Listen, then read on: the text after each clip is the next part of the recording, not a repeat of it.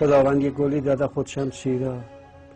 اتفاقی بود که افتاد، حالا یا خطا یا این دیگه اونم که با نظام اسرائیل دادگاه داریم ما، هر کی هست بررسی میکنند اعلام میکنند، اما تشکر میکنیم ازشون پیگیرند.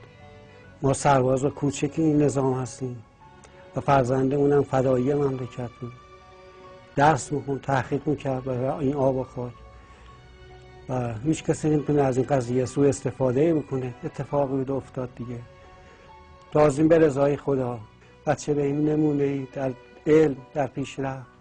اما حضرت آقا با پیامشون تسلیت دهنده خانواده بودن و آروم شدن خانواده و آقا دستور دادن که این کار پیگیری شه.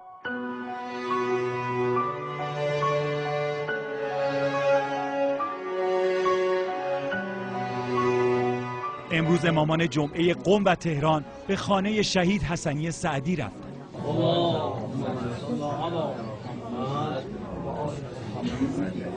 حضرت آقا پیامی رو که ایشون فرستادن باعث تسلی خاطر ما همه ما و آرامش ما شد. داغ بزرگ و جانسوزی بود. ما باید خدمت حضرت آقا تسلیت عرض کنیم. 2 سربازای عزیزش و ولاییش و 2 نخبه علمی رو آقا از دست داد.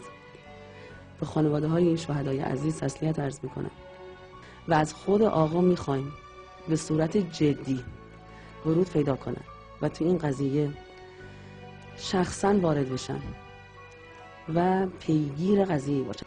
اجازه دخالت به احدی نمیدیم، حتی بعضی از داخلی ها که میخوان سوء استفاده بکنن. اینکه بخوان از این موضوع سوء استفاده کنن، فکر نکنم هیچ کدوم از خانواده هایی که تو این هواپیما عزیزاشون از دست دادن اجازه بدن که از این موضوع سوء استفاده بشه یا سوء استفاده سیاسی بشه یا هر صحبتی، چون الان واقعا همه خانواده داغدار هستن و اصلا به این موضوعات فکر نمی‌کنن، ولی دوست دارن که مشخص بشه نتیجه و حتما بهترین تصمیم براش گرفته بشه.